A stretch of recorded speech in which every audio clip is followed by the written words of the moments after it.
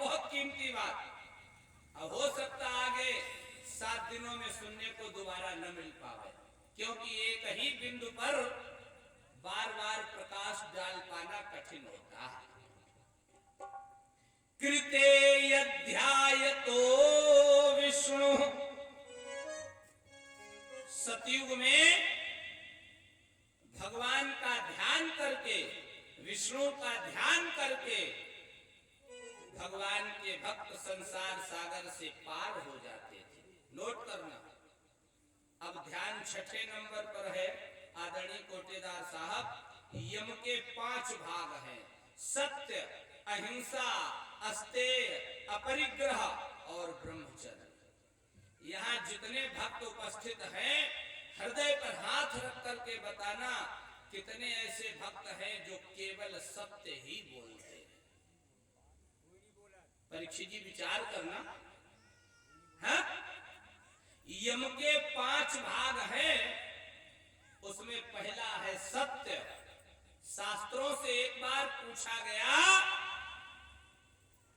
सबसे बड़ा धर्म क्या है?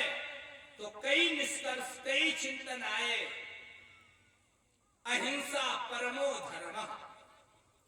किसी ने कहा परहित सरिस धर्म नहीं भाई। क्यों? परम धर्म जग विदित अहिंसा। तमाम चिंतन आए, लेकिन जब गोस्वामी जी ने कहा रिजल्ट का नंबर आता है, तो मैं कहता हूं धर्म न दूसर सत्य समान। धर्म न दूसर सत्य समाना, आगम निगम पुराण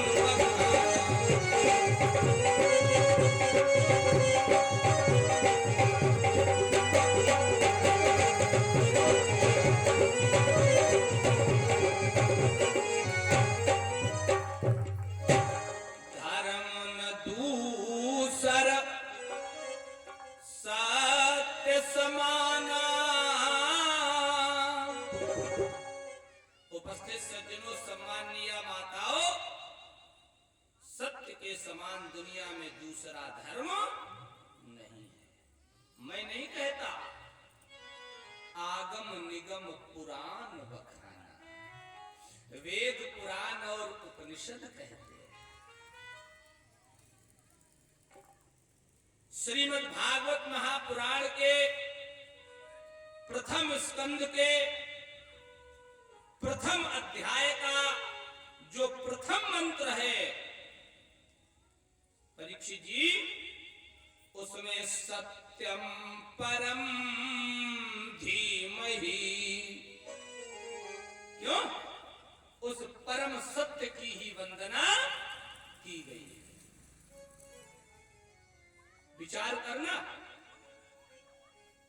तो श्रीमद् भागवत महापुराण की प्रथम दिवस की कथा में करबद्ध निवेदन करना चाहता हूं मैं, अगर हो सके तो सत्य बोलने का प्रयास करना।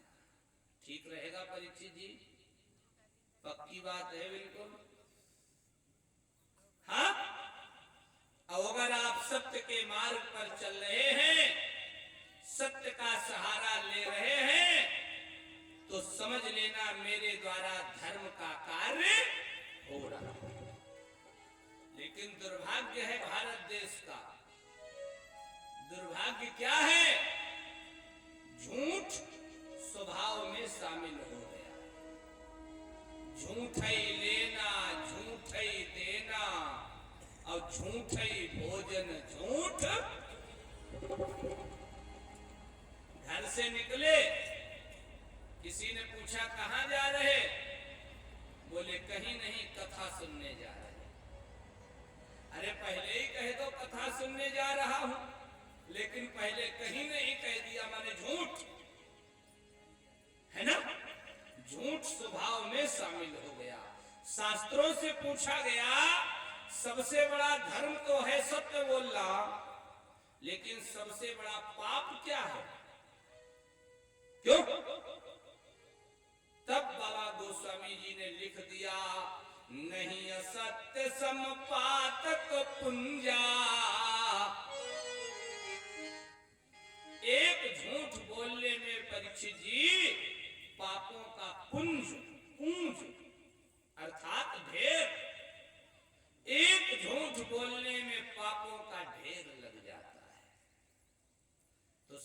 भागवत महापुराण की कथा निवेदन करना चाहती है, आग्रह करना चाहती है, अनुनय विनय प्रार्थना रिक्वेस्ट करना चाहती है, हो सके तो सत्य बोलने का प्रयास करना। अब यम के 5 भाग हैं, सत्य, अहिंसा, अस्तेय, अपरिग्रह और ब्रह्मचर्य। इन 5 पर जब विजय प्राप्त करो तब यम पर विजय प्राप्त हो पाएगी। अब आदरणीय उपस्थित सज्जनों, माता पिता गुरुजनों का आशीर्वाद और हमारे इष्ट देव की कृपा, इन 5 बिंदुओं पर ही 7 दिन प्रवचन हो सकता है। ठीक है ना? तो ध्यान कठिन विषय है। हम लोग मोस्टली प्रायः कह देते जरा स्नान ध्यान कर रहे थे। अरे ध्यान 6ठे नंबर पर है, क्या ध्यान ऐसे हो पाएगा? सतयुग में हुआ, कृते यध्यायतो विष्णु, ठीक? कृतयुग सब जोगी विज्ञानी, करि हरि ध्यान तरहि भव। त्रेतायाम यजतो मखे, जब त्रेता आया, त्रेता विविध यज्ञ नर कर, त्रेता विविध यज्ञ नर करहि, प्रभु समर्पित कर्म भव करहि।